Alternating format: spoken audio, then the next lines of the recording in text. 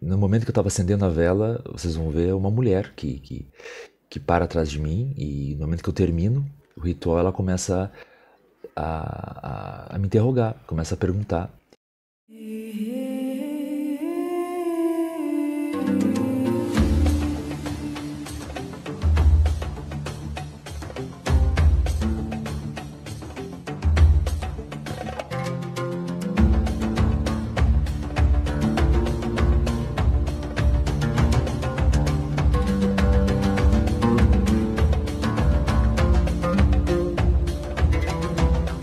Olá a todos. Então, neste segundo vídeo, estamos mostrando a tumba de Allan Kardec, né, tem a forma de um menhir, ou seja, essas pedras, elas representam, né, as mesmas pedras que chamamos de menhir, né, nas regiões foram habitadas pelo povo celta. A gente encontra isso na Inglaterra, a gente encontra na França, encontra na Espanha, Portugal, ou seja, toda a Península Ibérica. E essas pedras as representam monumentos celtas, porque sabemos que Allan Kardec é um nome druídico, né, um nome bretão, que fora sugerido a Allan Kardec pelos espíritos para que ele reassumisse esse nome, porque segundo os espíritos era o seu nome em uma de suas encarnações, né? Allan Kardec, sabemos que ele começou tarde a psicografia, o trabalho com os espíritos, e talvez tenha sido por isso que ele não teve tempo de concluir toda a sua obra, né? Mas Allan Kardec, ele teve um papel fundamental para todos os médiuns. E neste vídeo queremos enfatizar essa questão do médium, da mediunidade, né? Antes de sermos bruxos, feiticeiros, magos, sacerdotes, gurus, mestres, nós somos médiums, né? Nós somos mediadores. E eu acredito que este seja o principal motivo, né, desse encontro que ocorreu. Como havia dito, espíritos kardecistas chegaram até mim. Eu não sabia quem eram até então, mas eu sentia que eram kardecistas por vários sinais que eles estavam me sugerindo, né? Pensamentos, reflexões voltadas ao pensamento científico da filosofia dos espíritos de Allan Kardec. E após confirmar junto ao oráculo do Exu, pois tudo eu confirmo com Exu, essa questão da fidelidade, né, que eu havia dito no vídeo anterior, pois devemos sempre seguir ou retornar ao nosso ponto de força e assim fielmente respeitar aquilo que realmente nos sustenta, né? Então eu consultei o Exu disse que confirmou que eram espíritos kardecistas e que eles queriam trabalhar, e eles vieram até mim por causa dos trabalhos que estavam sendo realizados na linha da esquerda. Eles se interessaram por esses trabalhos. São espíritos que eram brasileiros, na verdade, espíritos brasileiros que de alguma forma estavam conectados a esse ponto de força que é a tumba do Allan Kardec. Então eles acabaram encontrando um outro brasileiro. Eu sou brasileiro, então acontece. Então somos médiums acima de tudo. Então o papel do médium, essa mensagem que eles passaram, esses espíritos, a principal mensagem que eles passaram em troca, né, de um trabalho que eles me pediram para fazer na tumba de Allan Kardec, né, uma firmeza com uma vela e água, foi essa mensagem de que, acima de tudo, somos médiums. E ser médium é ser humilde, é humildade, é sentar em um assento, em um lugar e mediar, ser o mestre de cerimônias, mediar relações, mediar trocas, mediar partilhas. E depois podemos agir como magos, como feiticeiros, como gurus, como mestres, podemos retornar aos nossos trabalhos, pois não podemos também apenas ficar no papel de médium e não adentrar em situações que iremos assumir responsabilidades. Ser médium em si já é assumir a responsabilidade de ser médium, de ser mediador, de ser humildemente um instrumento que vai possibilitar um diálogo entre partes, entre pontos. Então, após o pensamento, a ideia a ideia concebida de uma pessoa que percebe que ela é médium, aí sim ela pode assumir sacerdócio, aí sim ela pode assumir qualquer posto que ela for designada, pois apenas médium não podemos permanecer, e sim devemos assumir responsabilidades, né? Não vamos viver sempre como médiums e intermediar apenas tudo. Allan Kardec, por exemplo, ele era um médium. Acima de tudo, ele era um médium, mas o trabalho que ele teve com os espíritos de realizar uma psicografia, isso já está além de ser médium, né? O Chico Xavier, quando ele começa a psicografar, ele vai além da mediunidade que ele tem, do papel como médium que ele tem.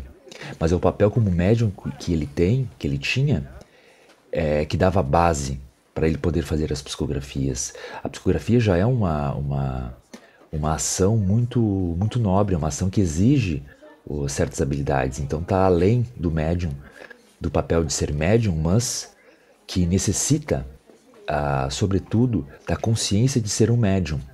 Então foi essa mensagem que esses espíritos passaram. E aqui muito interessante foi o que aconteceu, né? Quando eu ascendi, eu fiz uma preparação. Geralmente quando eu chego em algum lugar para fazer algum trabalho, alguma firmeza, eu faço tudo com muita calma, né? Observo o ambiente, sinto a energia, e ali eu comecei a fazer uma firmeza, né? Dando aquilo que eles haviam pedido. Fizemos nossos acordos, é claro, neste momento, mas eu fiz a minha firmeza que eu havia prometido a eles, e obviamente ali eu abri um portal para as minhas entidades chegarem. Então, se eu sou chamado, eu médium, sou chamado para fazer algum trabalho em algum lugar, eu vou, mas se as minhas entidades forem também. Se as minhas entidades não puderem ir, então eu não vou. Mais uma vez, a fidelidade que eu gostaria de ressaltar aqui. É a segurança que você tem, é a clareza que você tem. Se me chamam para fazer um trabalho numa igreja, numa sinagoga ou num terreiro de umbanda, eu vou, mas as minhas entidades vão comigo. Eu não vou lá simplesmente eu e vou realizar um trabalho com as entidades de lá. Não funciona assim. Isso para as entidades é como se fosse traição. E a traição é ruim, a traição, não é? Eu acho que ninguém gosta de ser traído, ninguém gosta de infidelidade. Então, nesse momento, eu abri o portal, e no momento que eu estava acendendo a vela, vocês vão ver uma mulher que para atrás de mim, e no momento que eu termino o ritual, ela começa a me interrogar, começa a perguntar. Essa mulher, acho que ela é de origem muçulmana, e ela disse que uma amiga dela, médium, ela havia dito para ela vir ao túmulo de Allan Kardec e pedir aquilo que ela queria pedir, né? Essa mulher, ela explicou o caso dela para mim. Ela tentou ter filhos, ela teve um filho, acabou perdendo, e ela estava fazendo inseminação artificial e estava aguardando que o seu companheiro voltasse para poder fazer essa inseminação com ela. Só que esse companheiro já tinha filho, esse companheiro estava distante, então ela estava me relatando o sofrimento dela para ter uma criança. Ela apenas queria uma criança. E aí eu brinquei com ela. Engraçado, eu vim aqui hoje trazer uma luz para os espíritos, e você quer dar a luz, você quer a luz também. E aí ela disse, pois é, então o que que eu tenho que fazer aqui? A minha amiga disse para eu vir aqui pedir para ele, mas eu não trouxe vela, não trouxe nada. Eu expliquei para ela, sempre bom trazer alguma coisa, uma vela, flores. Vocês podem ver que é muito bem florida a tumba de Allan Kardec. Eu disse para ela, olha, eu acabei de acender essa vela, é como se fosse um portal, então você pode usar a minha chama para realizar o teu pedido. Né? Eu recebi essa intuição na hora e eu permiti que ela usasse essa chama, porque não é a chama, essa vela, essa firmeza não é minha. Ali eu fui realmente ali eu não fui mago, não fui bruxo, não fui nada, fui um médium que simplesmente fez uma ação magística, né, para uma mediação. Então a minha atitude de acender uma vela é assim magística, é assim a atitude de um mago. Mas quando eu cheguei ali e surgiu essa mulher, ali eu me tornei médium de novo. E a mediação começou quando eu comecei a conversar com ela. Ela começou a puxar conversa comigo e a gente começou a conversar. Então eu permito que ela utilize a vela que não é minha, percebendo que essas entidades que pediram para eu fazer essa firmeza, elas queriam entrar em contato com essa mulher. Se ela conseguirá ter o filho ou não, isso não depende de mim. Porque ali, eu volto a dizer, eu não fiz nenhuma bruxaria para ela, não fiz nenhuma magia. Ela não era minha cliente ali. Mas depende sim dos espíritos, depende dela, depende da fé dela, da crença dela. E dessa forma ela poderá ou atingir o objetivo que ela busca ou ter uma compreensão do porquê não pôde atingir o objetivo que ela buscava. Essa é a compreensão mediúnica que acredito ser pertinente termos em mente. Todo o trabalho que fizermos, ele vai servir para alguma coisa. Ou ele vai realizar aquilo que nós desejamos, podendo assim também trazer consequências horríveis. Muita gente que faz pacto, muita gente que consegue, que conquista coisas que desejavam, acabam desistindo, acabam sendo infelizes, ou vai trazer uma nova compreensão e vai libertar essa pessoa. Né? É muito parecido com um vídeo que eu postei sobre amarração amorosa, que sempre traz, todo o trabalho sempre traz uma resolução, sempre traz um aprendizado. Então é isso, esse vídeo é para mostrar como a gente, quando eu recebi esses espíritos em casa, eu não imaginava que isso ia acontecer. Antes desse vídeo aí eu conversei com outras pessoas no recinto ali, no lugar, e realmente eram coisas que conversas e trocas, partilhas, realmente que era do plano espiritual. Então, quando eu fui apenas como médium, como um instrumento. Né? O médium também é um instrumento. E assim, sendo assim, né? O reino da lira, por exemplo, tem o símbolo da lira. Então, o médium ele é como se fosse uma lira a ser tocada. Então, o médium ele deve estar livre, ele deve estar com as cordas afinadas para que a música soe de forma harmoniosa, possibilitando assim encontros e harmonias que não nos cabe saber o porquê, né? Não necessariamente, mas que não nos cabe compreender, mas sim intermediar, mas sim se tornar um instrumento da espiritualidade, independente da linha, independente de quem está agindo, né, neste contexto. Então, tá aí, acabou acontecendo uma mensagem que eu acredito ser muito bonita do papel do médium. O médium ele é um instrumento, como a lira. Então devemos estar afinados, devemos nos afinar. E afinando-nos, a gente adquire o conhecimento, o estudo da magia.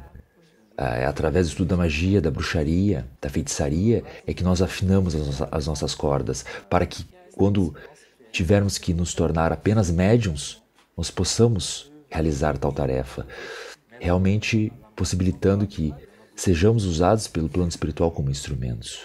Um instrumento desafinado no plano espiritual, ou um instrumento tocado por entidades ou por espíritos que não sabem tocar um instrumento pode gerar muitos problemas, como a gente vê, né? De obsessões, problemas de caminhos, né? Pessoas que perdem completamente o norte na magia, que misturam várias crenças, misturam várias ideias, ou seja, pessoas que em dado momento perdem a noção de onde estão, ou seja, elas perdem a noção que elas são médiums, que elas, antes de tudo, elas são médiums, elas são instrumentos que precisam se afinar periodicamente para servir ao plano espiritual. Então é isso, muito obrigado e até mais.